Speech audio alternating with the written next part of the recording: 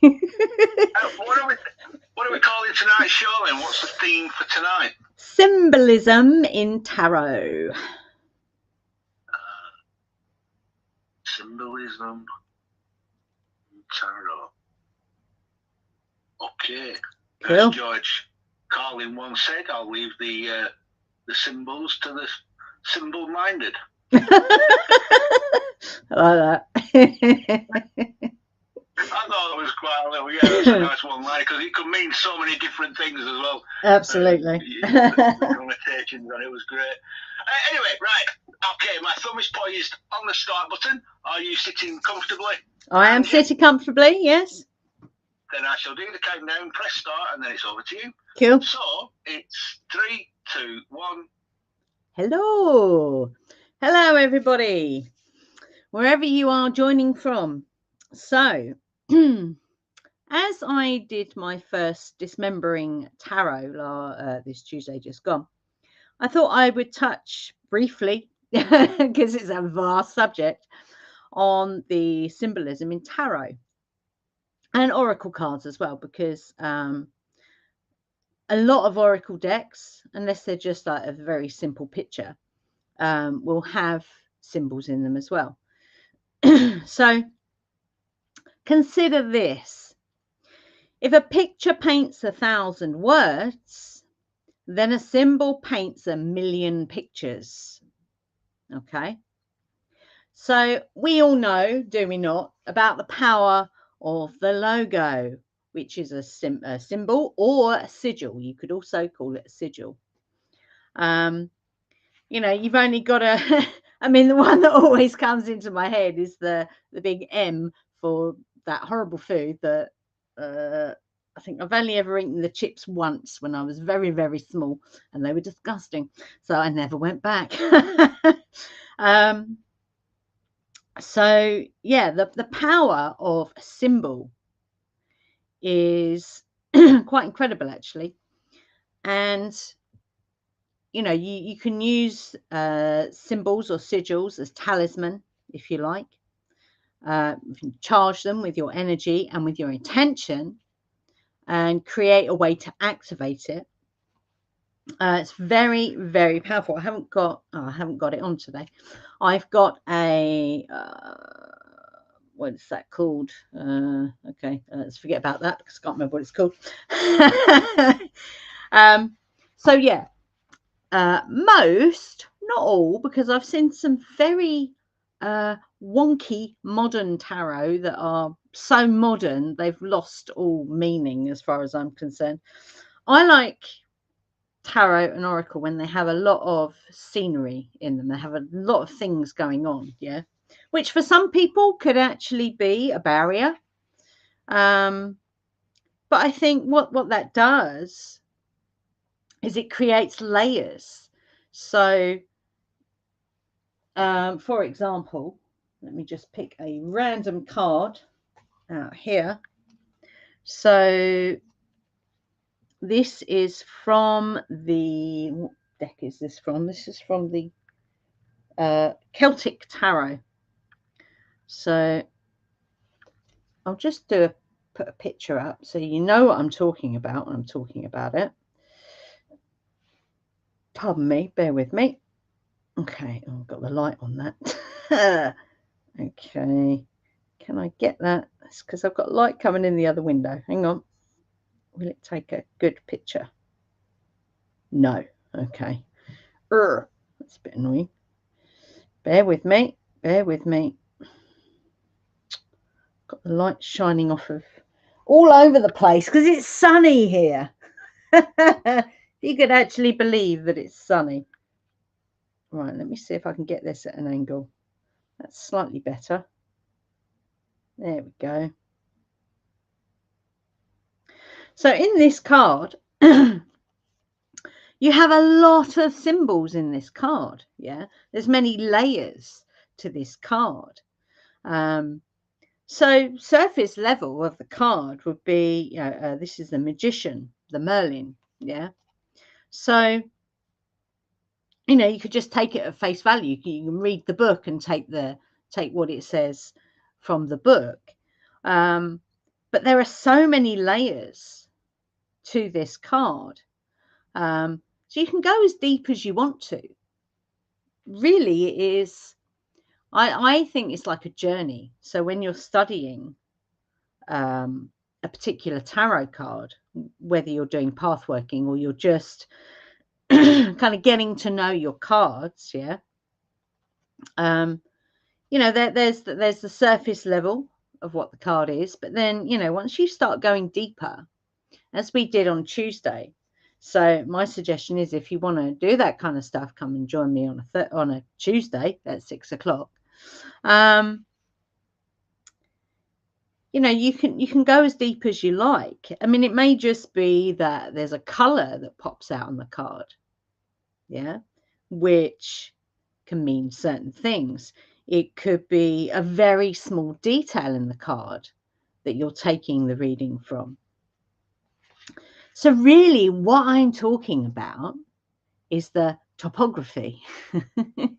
Topography, the small details of things, yeah. So whether that's the topography of your day, for example, whether it's the topography of a map. I have many maps.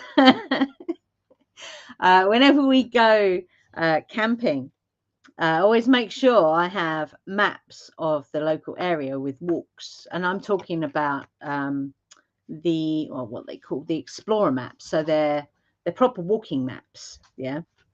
And when you look at the topography on the map, you know, you get the the places of interest on there. You get the religious centers. You get the what are they called? The lines that tell you how steep a climb is, or you know, all that kind of stuff.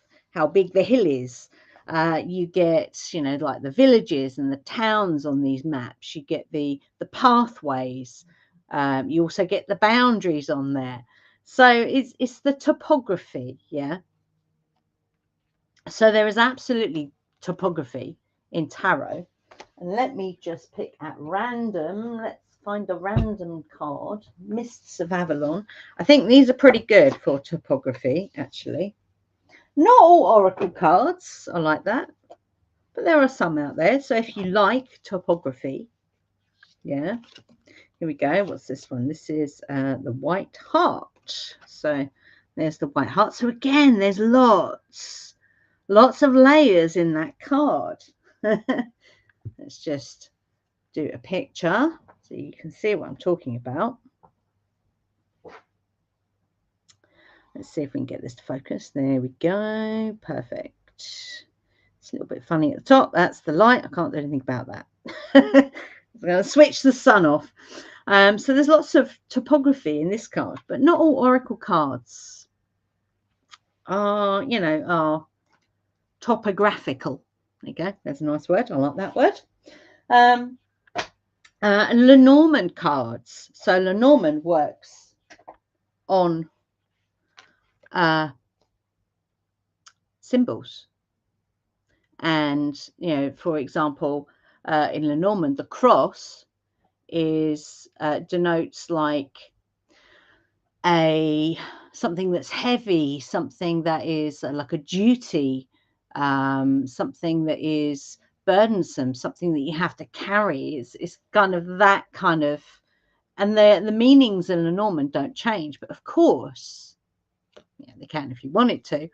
But tarot is definitely more on the what's the word I'm looking for?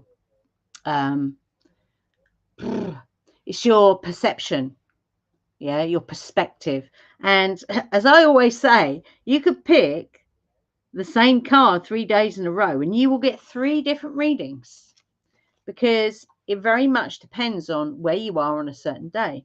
What is your perception on any particular day, which will be in relation to your perspective. Yeah, they're 2 different things. So sometimes you get this topography in oracle cards, but you get it a lot in tarot cards, which I don't know, I just love it. And I remember years ago, the first tarot deck I ever bought, it didn't really have that. It didn't have a story in each card, yeah, because, yeah, when you look at either of those two cards that I've put there, it's like there's a story. There's myself and Ian were talking about this the other day. There's a story before and after this snapshot on this card. So what was the wizard doing before? And what's he going to do after this snapshot? You know, what is this white heart? What was it doing before the snapshot? And what's it going to do after? So that's part of the topography, yeah? Which I find fascinating. I love it. So these layers. So we that was back in 2022, I think, maybe 21. Can't remember now. I got this message, funny enough, through a tarot reading, about fluidic thinking in a very fluidic way. And I don't mean in a woke way. I mean in a like with that discernment, with that not being rigid in how you perceive the world. Yeah, part of that is layered thinking, or bringing in layers of things. Yeah, so you know, if something, an idea comes along and you look at it and you go, yeah, okay, so part of that's interesting. I'm just going to take that bit out because that bit interests me. The rest of it, I'm going to put on the shelf. Yeah. So you don't, so the idea of bringing in layers into your experience is all about, does something align with me? And as we know, as we evolve, as we go through this process of evolution, this expansion of consciousness, those things change. And so something that you might have had on the shelf for a little while, you can bring that in as a layer and go, actually, that bit that I kept, that now goes on the shelf. And this bit here, which I dismissed before, actually, that is aligning to me now. So that's the topography, if you like, of the layers that we see in a tarot card. Yeah. So for me, I guess, it's, you know, how many of the layers in a card do you want to explore? And it's why using tarot and some oracle, you know, don't get me wrong, is really good for path working. So what do I mean by path working? Well, for me, it's like a meditation, but it's not sitting with the eyes shut. It's not guided meditation. It's somewhere in the middle. But for me, path working, you can do it without having your eyes closed, because you are using, it's a bit like, what's that called? Candle gazing, called Trataka. So that's a kind of path working, because you are gazing at the flame of a candle. And then after a period of time, you close the eyes and then you meditate on the image that is left on your screen once you close your eyes, and then you open your eyes and you repeat the process. It's a bit like path working with a tarot card, yeah. So you could gaze at it for an amount of time, investigating the layers and the symbolism in the card. And then you can close your eyes and go off on a journey. And the idea is that it's a fluidic journey through the card, which I love. So the types of symbols. So let me just grab the other card that I posted. So you've got many symbols on these two cards. So if we go with the Merlin card, there are many, many, many symbols on there. You've got the main one. You've got obviously the wizard himself. You've got his staff. You've got a bird. Let me get my magnifying glass on that because I can't see what it is. It looks like some kind of bird of prey, maybe. I'm not sure what. It's got like a rusty coloured chest. You've got, like, around his head, you've got what I would call neutrinos. He's holding a lantern. You have seagulls. You have a setting sun. You have a night sky. You have the sea. He's standing in ice. It looks like the ice is built up around his feet. He's wearing a hooded robe. On his belt is the, oh blimey, what is that? It's so tiny. That could be the snake that's eating its tail. It begins with O, and I'm not even going to attempt to pronounce that word. And he's also standing on a cliff. So many layers, yeah, many layers to that card. So you could focus, for example, on one. So, okay, so let's focus on the lantern, yeah. Do we have notes on a lantern? Okay, a lantern. So a lantern. So if you just focused on that part of the card, you could go, okay, so a lantern lights the way. And what's interesting is it doesn't have a light like we would normally see it. In fact, I think that's a 6-sided star in there, which represents Mother Earth, Father Sky, the coming together of those two, which creates the electromagnetic energy, which then radiates out. But that's a story for another day.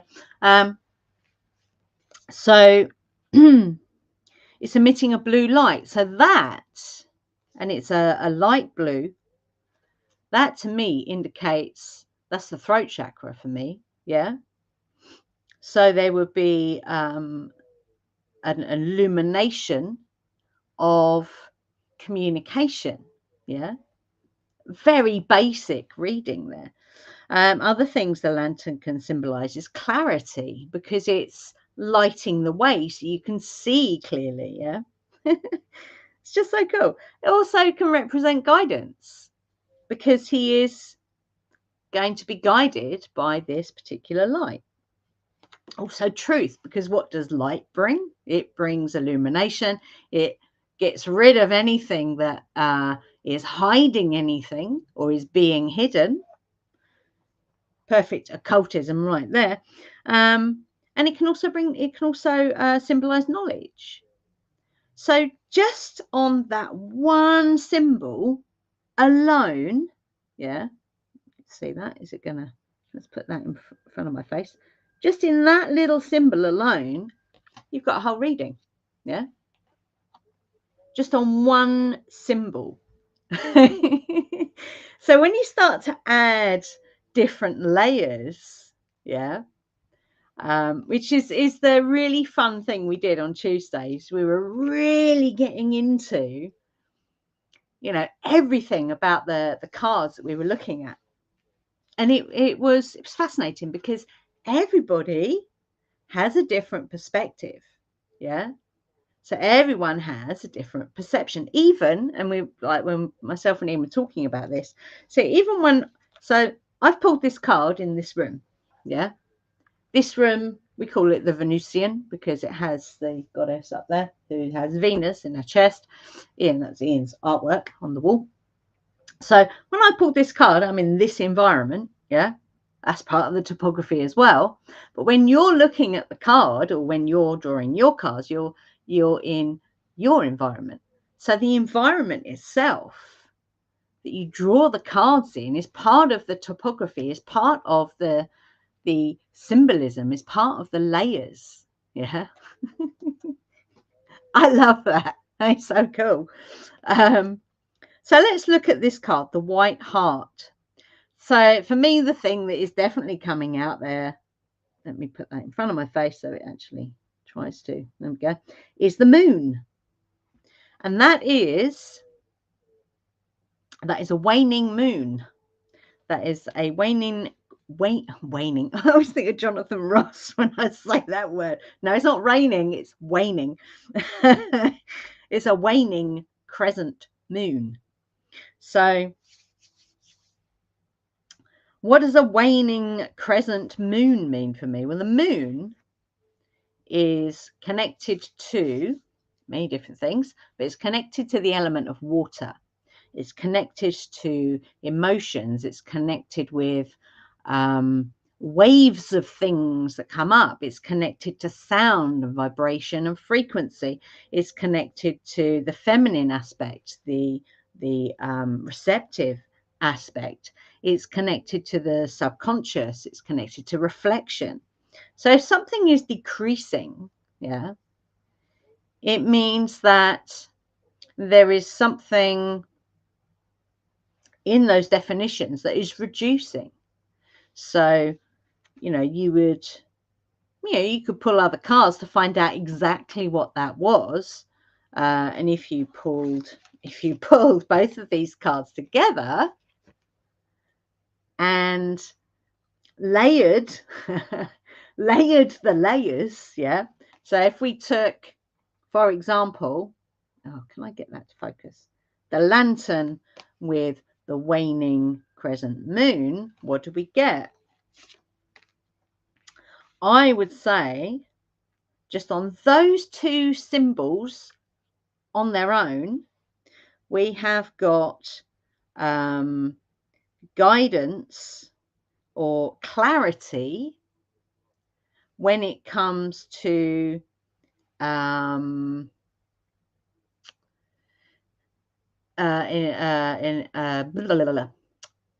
emotional reactions to things.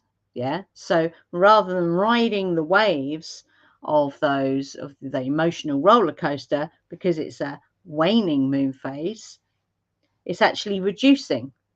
So just on those two symbols, how powerful, yeah, those two symbols are. Yeah. The lantern and the waning crescent moon. And you have so many other symbols in those two cards. It is just full of information, yeah, full of wisdom. So you might say, you might ask that question, why would I want to pull cards to get guidance? Well, number one, it's fun. Number two, you can build a large collection of cards. Number three, the artwork.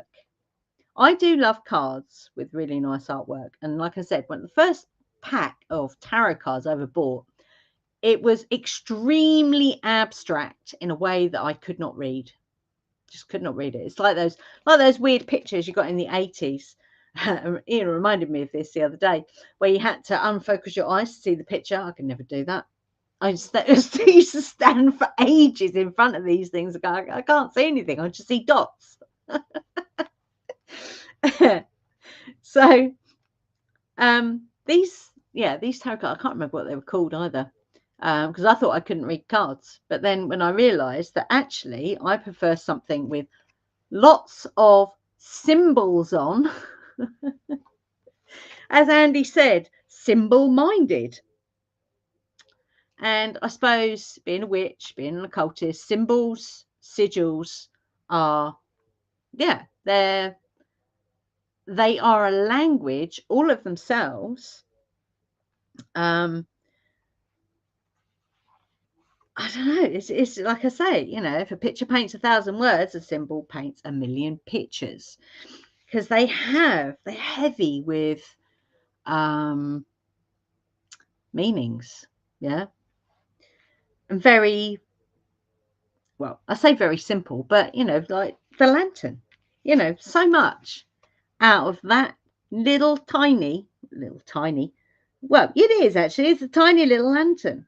It's not a big lantern, it's a little lantern.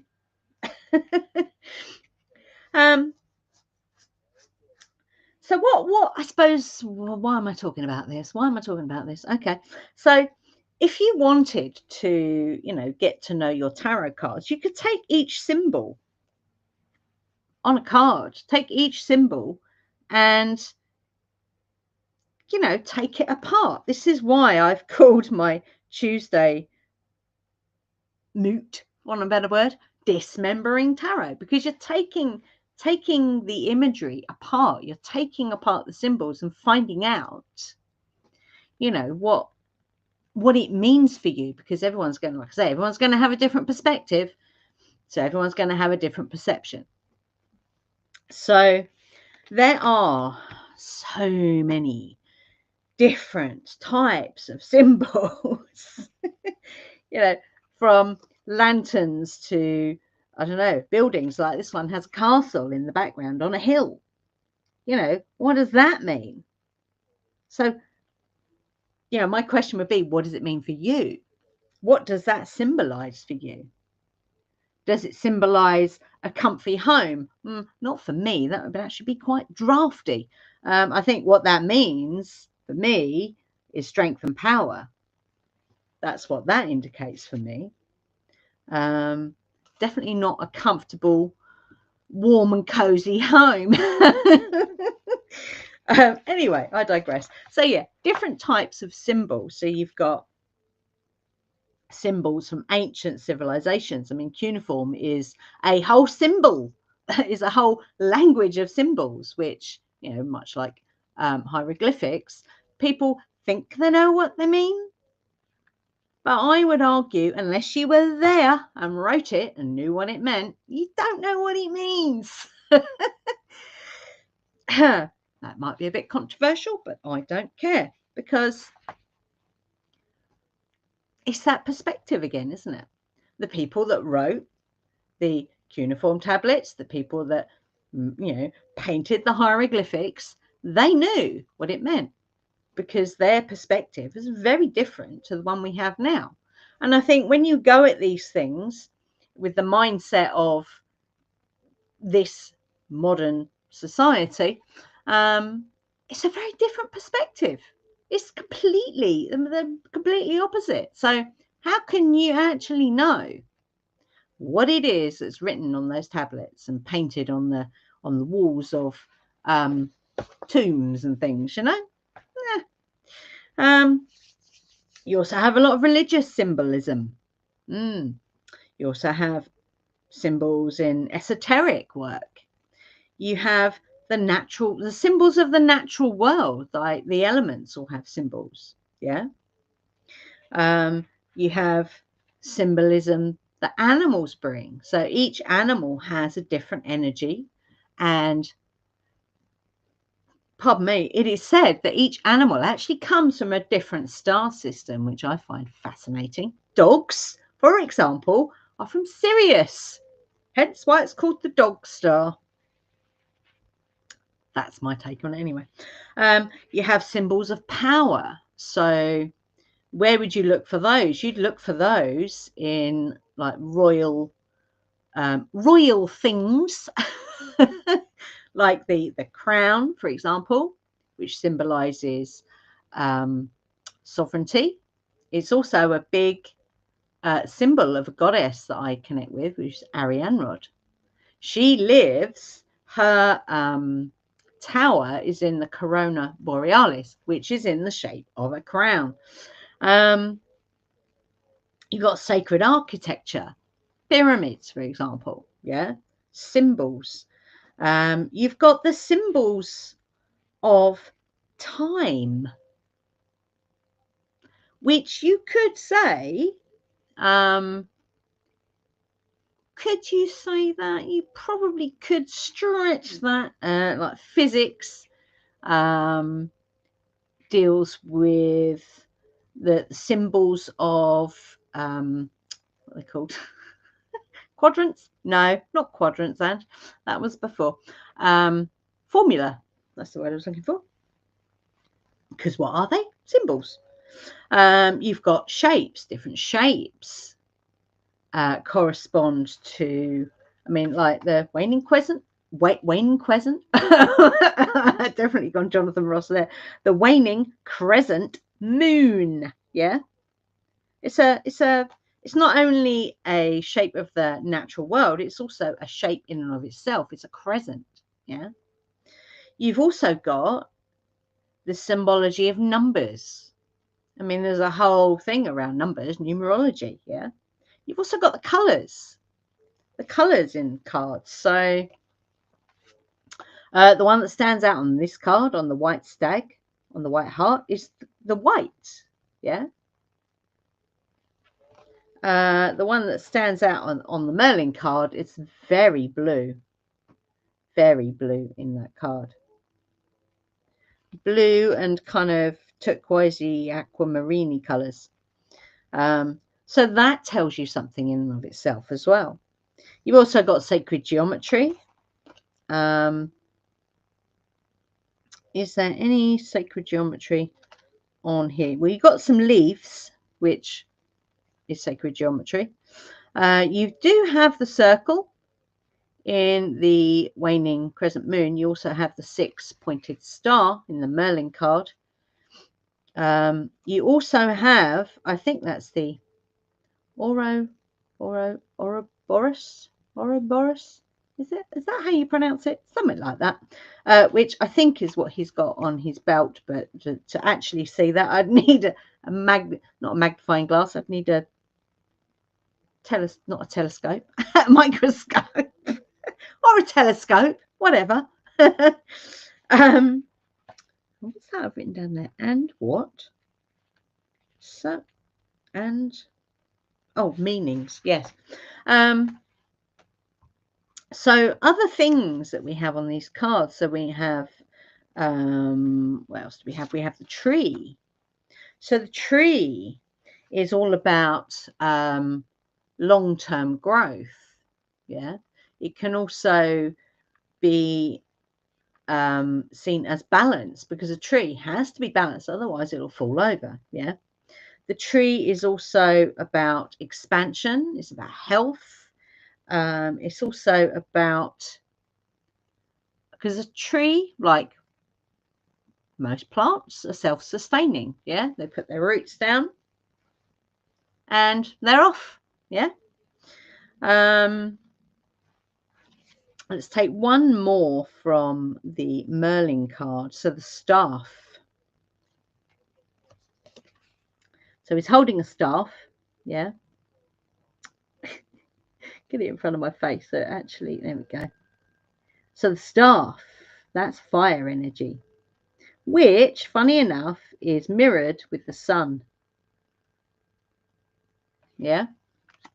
So that's basically a giant wand. Yeah. So that's fire energy. So that's power. That's the divine will. Yeah. So this is a very powerful being in this card. Yeah. Because the staff that he's holding is almost as tall as he is. Yeah. Can't get that to focus. Never mind. So there's a lot of power in this card, yeah, which makes sense because it's Merlin. So other examples of, I've got 2 massive books on symbols. What a surprise, I hear you say. So one of the things, I've got a deity right next to me, right here, Fortuna, and she has a cornucopia. So the cornucopia, or the horn of plenty, is a big symbol for abundance. So that was originally associated with the cow goddess, as the incarnation Ceres, Hathor, and any other versions of the sacred cow. So where that comes from, so behind each symbol there will be a story. So it goes even deeper than just the surface meaning of the symbol. Yeah. So the story of the cornucopia in Greek mythology, when Zeus was a baby, he was put in the care of the daughters of King Melesius and the goat nymph Amalthea. And he was so thankful for their kindness that he broke off one of the goat's horns. That's not very nice. and gave it to them, saying that it would always be filled with food and drink. So cornucopia are used as decorations to symbolize unending plenty. And that's just, again, that's a whole story there behind a symbol. Yeah. Let me see if we've got one that actually came up on the cards. Bear with me. So I don't have, we've got an animal there. We've got a stag. So a stag, bear with me while I just, no, it's not an aquatic creature. What do we have? We have lots of strange mythical beasts. That's very cool. Stag, there we go. Also known as a hart, which is why it's called a white hart. So the stag is a symbol of strength and virility, pureness and fleetness, i.e. very quick on his feet. Throughout the world, the hart or deer represents transformation, regeneration, and spirituality, which is why in that card he is white. Yeah. It is a moon symbol, so that's why you've got the moon in that card as well, and relates to fertility. The antlers are shed annually and regrow, making it a token of rebirth and life after death.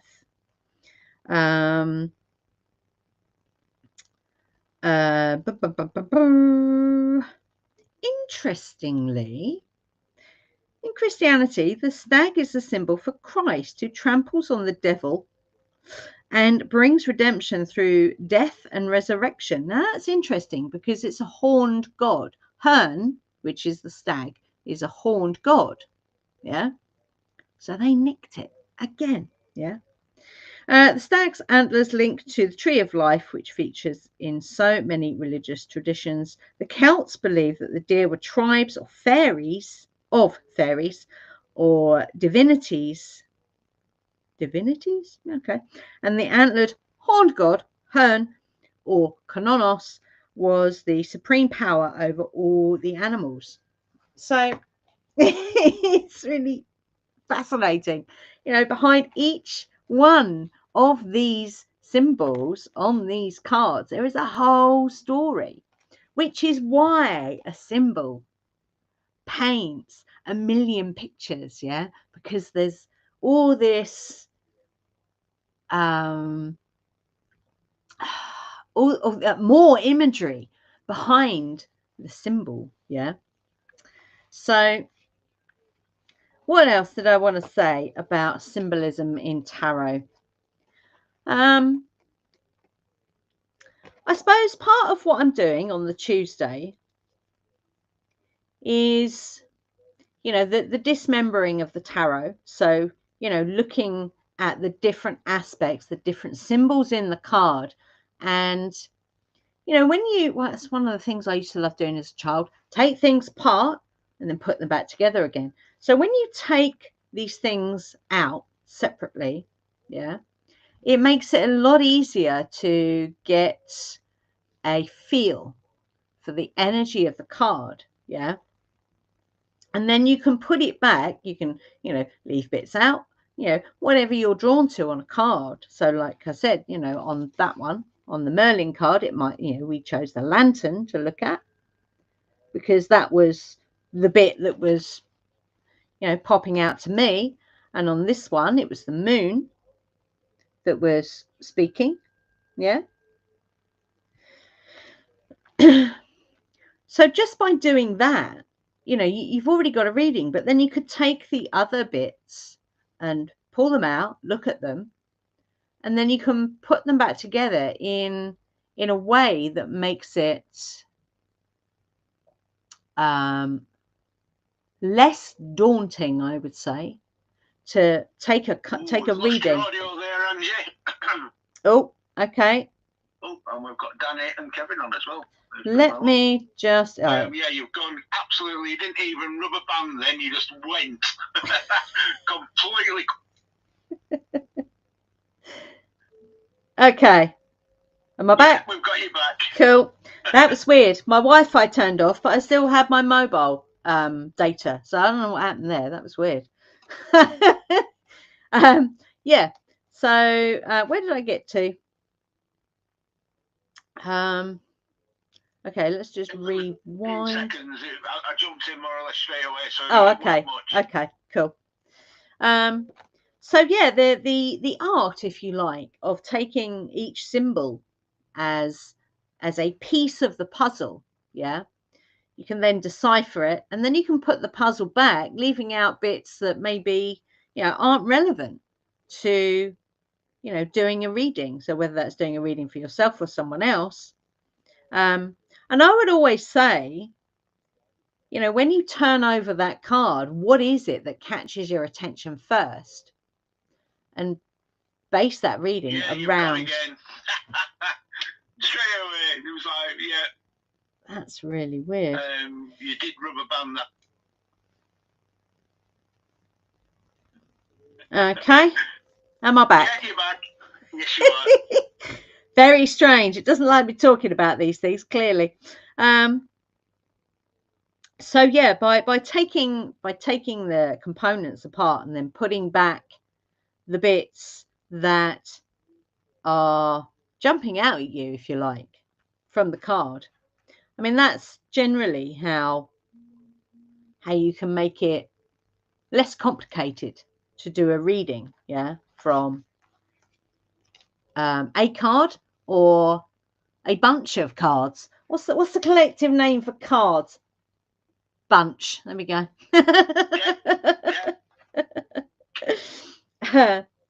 So yeah, I'm going to stop there and open it up if anyone has any questions about symbolism or tarot, or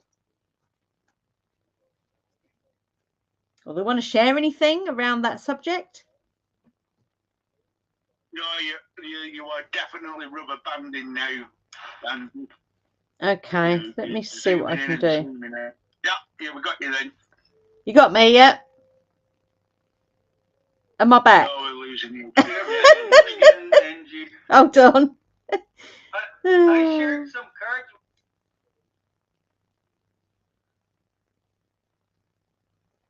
Oh, come on, connect. You know you want to. Right, let's turn that off. Oh, yeah, I couldn't post on the wall, so I posted it right to you, Angie. Okay, cool. I'll have a look at those. She's back. We've got you back. I'm back. Yeah, so did anyone have... Let me go and look at what you've posted there, Kevin. Let's have a look. What we got? Oh, wow. Yeah, that's from the Crowley deck, isn't it? That bottom one. That's really cool. They look like lanterns to me. Are they lanterns? Pleasure. Yeah, they look like... It's like lots of lanterns on that one. And the Eight of Wands. The Six of Cups does sort of look like lanterns, doesn't it? Yeah. You know when you get them hanging on those metal hook things, shepherd's hooks. Looks like that. Yeah, I love that Eight of Wands cards. It's really cool. Very cool. Yeah, so what's that? 1, 2, 3, 6. 6 lanterns. I mean, that's very lots of illumination, you could say. High illumination, amplified illumination. Although you say they're cups, so that's water, so that's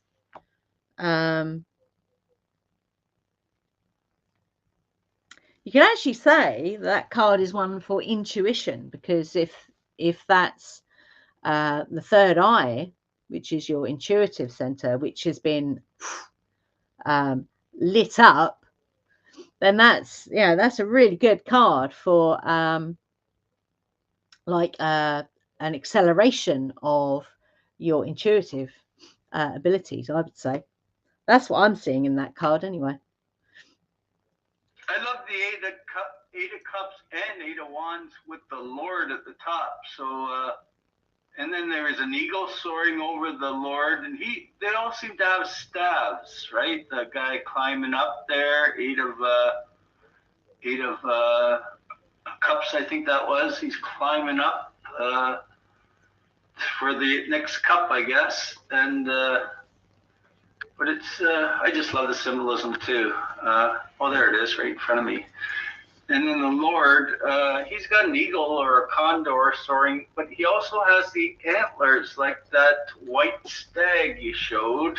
Yeah. And the natives say the white animals are a symbol of warning, but okay. The fact that he's sprouting leaves out of his antlers shows there's hope. Yeah.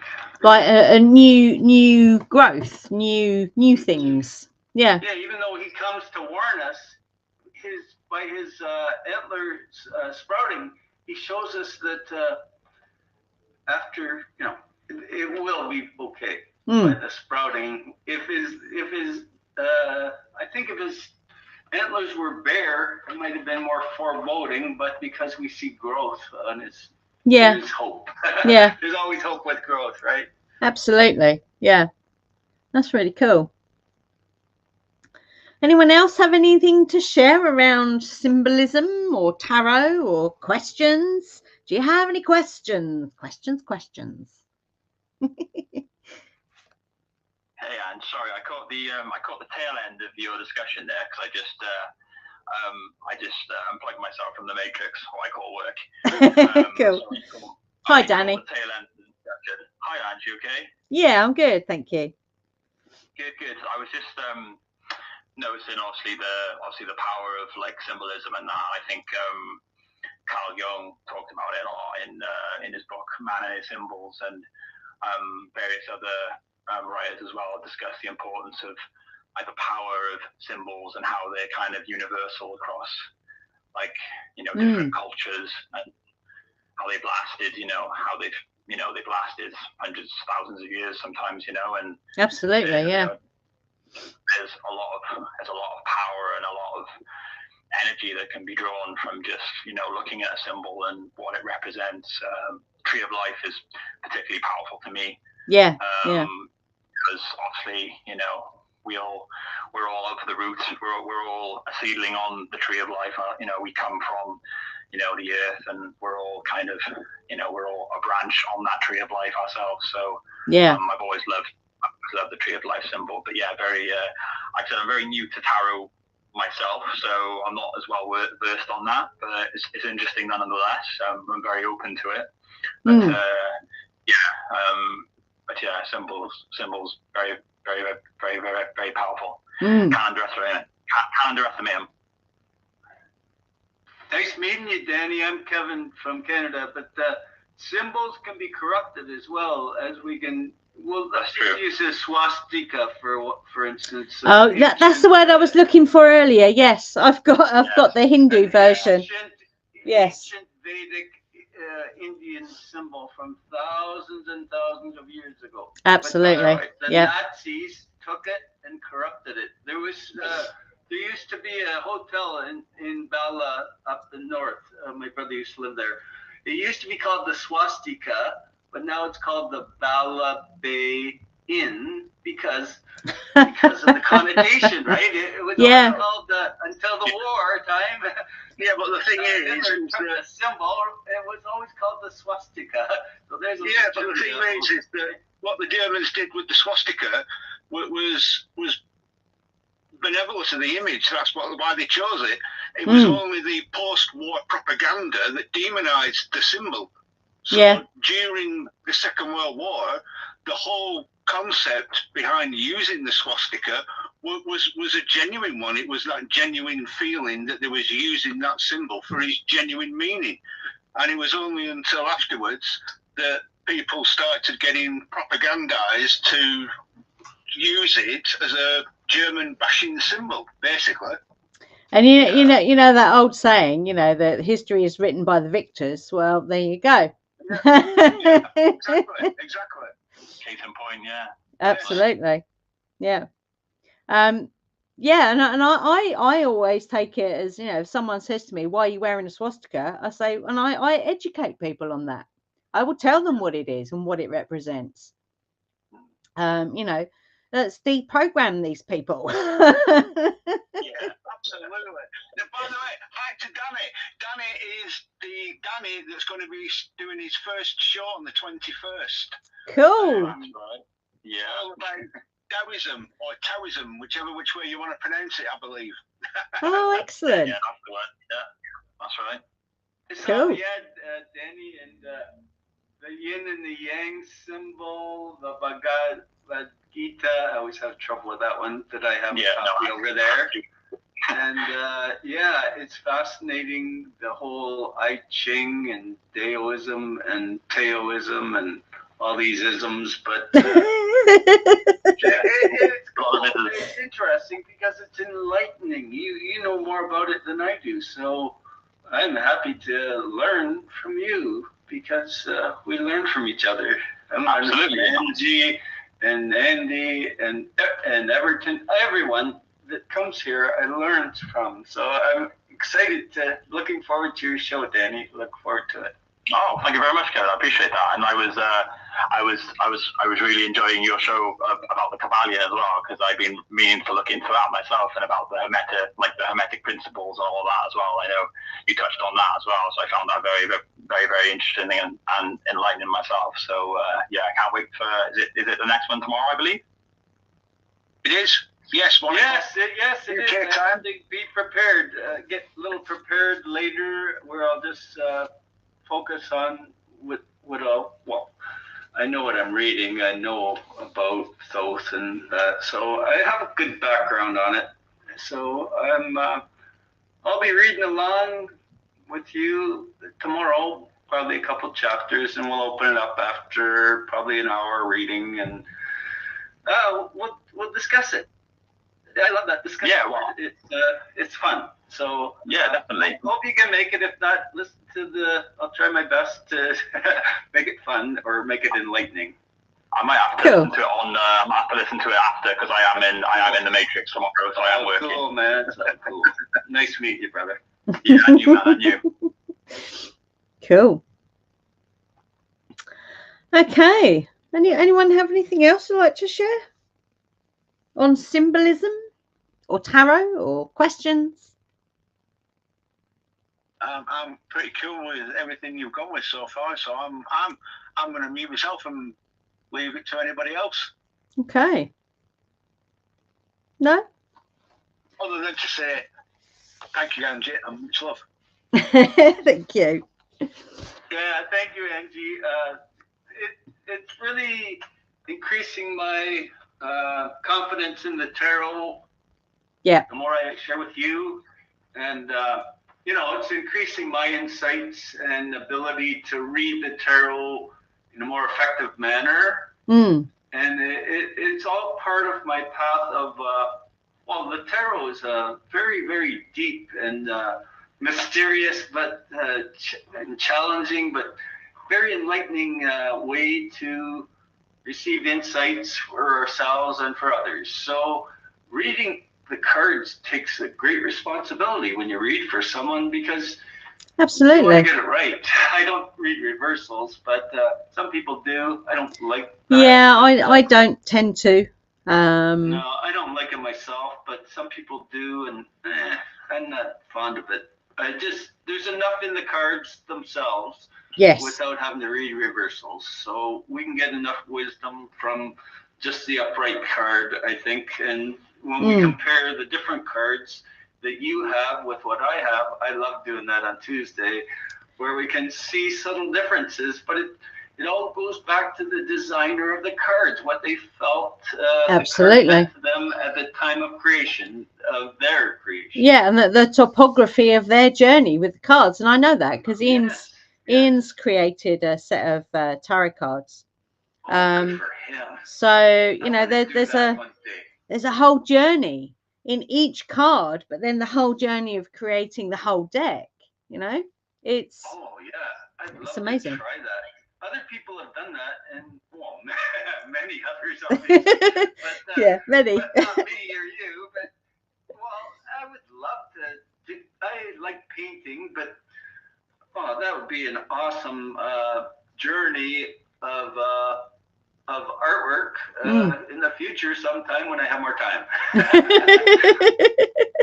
I'm busy for the next couple decades at least. Well, maybe a break here and there. Okay, thanks, Angie. Cool. See you on Tuesday for sure. Cool. So yeah, I would say if you found this interesting, definitely come and join us next Tuesday on the Everything is Magic chat channel thing on Telegram. Because what we did last week is we took the same card from 3 different decks, and we went right into them, which was really interesting. Like the differences between each card, which again, that's the different layers of the person's journey who created them, and it's absolutely fascinating. And thank you, Kevin, for saying that it's because that's what I want for people. I want them to feel confident when they get the cards out and they do a reading. It's about confidence. Everything's about confidence now, isn't it? Come on, guys.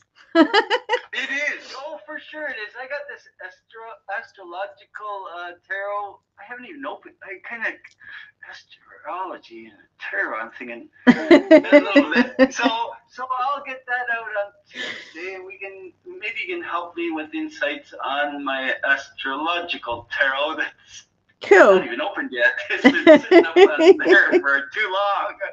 Maybe I'll open it up today. But cool. Yeah, something new. You're just sometimes. Oh, I wonder if I can do that one. Yeah. That's how I was. But yeah. Now I'm gaining more confidence by exploring new decks that you've seen, and cool.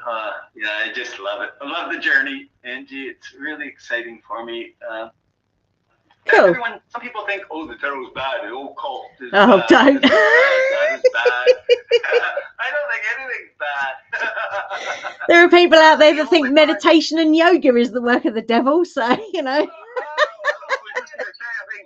my head around that. This is bad. Oh, no, Taoism. No, that's not the devil. Doesn't that usually come from Christians? Yes, it does, Andrew. Yes. Yes, I've been face to face with that before. Oh my goodness, on more than one occasion. Crazy. Yeah, I'm open. Yeah, I don't think anything's bad unless how you interpret it, right? Sure, you could say, oh, the devil is in the tarot deck. Oh, what's going to happen? Well, change maybe. It's not that bad. Or the Tower. It's not always. There's good parts of the Tower card. Some of these cards are scary, like the devil and death and all that. But you gotta just remember, maybe it's the death of the old self and looking forward into like the hermit holds. There's light on the horizon, while the sun's rising, right? The hermit's looking at his lamp that's probably reflecting the rising sun. It looked almost like a prism inside that lamp, like a lighthouse, mini lighthouse. Or like Shiva. I think, is it Shiva the Destroyer? Yeah, she's the one at CERN. CERN. Yeah, CERN is, well, I don't want to get into CERN, but yeah, there's something happened there. And, wow. But it's like with Shiva the Destroyer. The destroying is of the old to welcome in the new. It's not a negative concept. Well, it's sweeping away the old. If you knew what they did there, you might know different. But well, that's being dealt with. So everything, God is. Well, I think those that believe that God is. No such thing as God. Kevin, there's no such thing as God. There's more than one. There's multiple gods.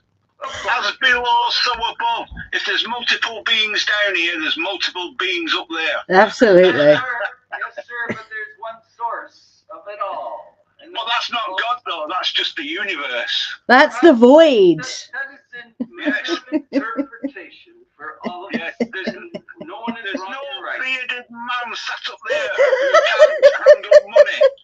But Sat up what there. if it's Divine Father and he looked at Divine Mother and he said, "Let us make man in our image, my dear." And Yeah. they in the Divine Mother. So where did they come from? Bingo. Where did they come from? That's my ultimate question is the Creator self-manifested from nothing by thought alone. I don't know how that happened, but he doesn't know how I figured that one out. just because you can't explain the unexplainable doesn't mean you've got to believe in something that's just as unexplainable to explain it. Oh, that's funny. I like that. Absolutely, I agree with that. I like that. That's very cool. That's my argument to all Christian believers, all the about a single God. How do you know there's only one God? It's like, What's that come down? another man long ago wrote this book and talking to it more than it's like, well, all right then. I've lost sound. That's weird. And if there is only one, like Kevin just said, if he came out of nothing, then how does nothing come out of nothing? It doesn't work. It's bizarre. Like before, like the Abrahamic religion, like before we believe within some kind of ultimate reality, what the Indians called the Brahman, now, there was no kind of, there was no personification, there was no kind of like creator or architect or anything like that. It was more about something more like transcendental, about it, about God or the concept of God, which I find interesting, Absolutely, and I've always believed that there's no one God being who created Adam and Eve, because then all Christians must then believe in incest, because it's like, well, all right then. So they had children, and their children had sex with each other, or the parents had sex with the children. So that's just a complete and utter, like, wow, so fully into incest. No, let's not have that. So that blows that concept out of the water.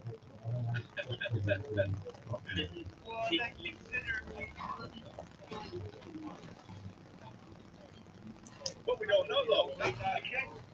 Again, we're only assuming that we know because of what a man has told us.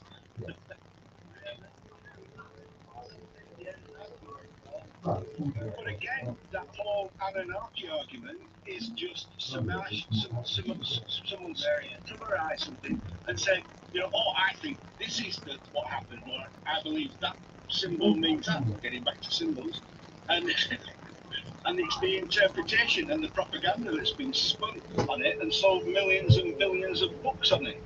So yeah, again, if it's come from a man who's wrote it in a book and then made profit from it, I'm very